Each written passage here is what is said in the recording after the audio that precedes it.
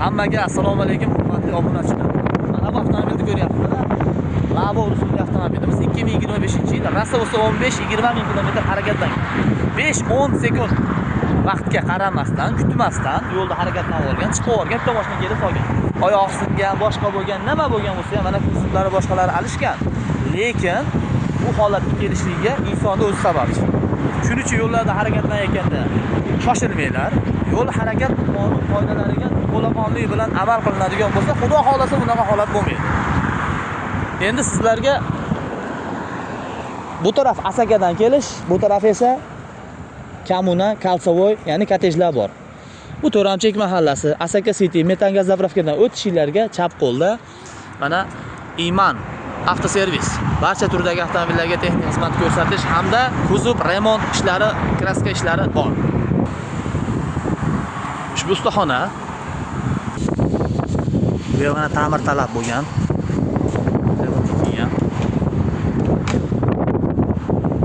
Ustakalarimiz ish bilan band. Hormaydi.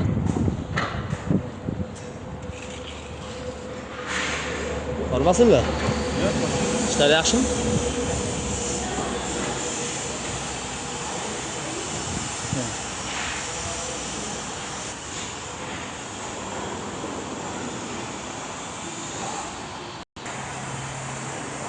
Ko'ryapsizlar, hurmatli aziz vatandoshlar, bu yerga barchalarni kutib qolamiz deyishligimiz o'zi katta xato. Iloji bo'lsa kelmanglar bunaqa joyga. Allohning izni bilan ozgina turtilib netib, boshqa kuzov ishlari bo'ladigan bo'lsa, akalarimizga bemalol murojaat qilaverasizlar. Ma'zirda yana qaytarib o'tamiz. Asaka tumani, Asaka City domlaridan o'tishinglarga Kalsoy kottejga yetmasdan chap qo'lda. Telefon nomerlarini qoldiramiz. Ko'ngilda xira qiladigan, dilda xira qiladigan, o'zida qiladigan netgan nimalar bo'ladigan, elektr ishlar bo'ladigan bo'lsa, bemalol shu akalarimiz bilan bog'lanib, shu nomerdagi shu telefon nomerlarga bog'lanishinglar mumkin. Yana qayta aytaman, hammani bu yerda kutaman demayman.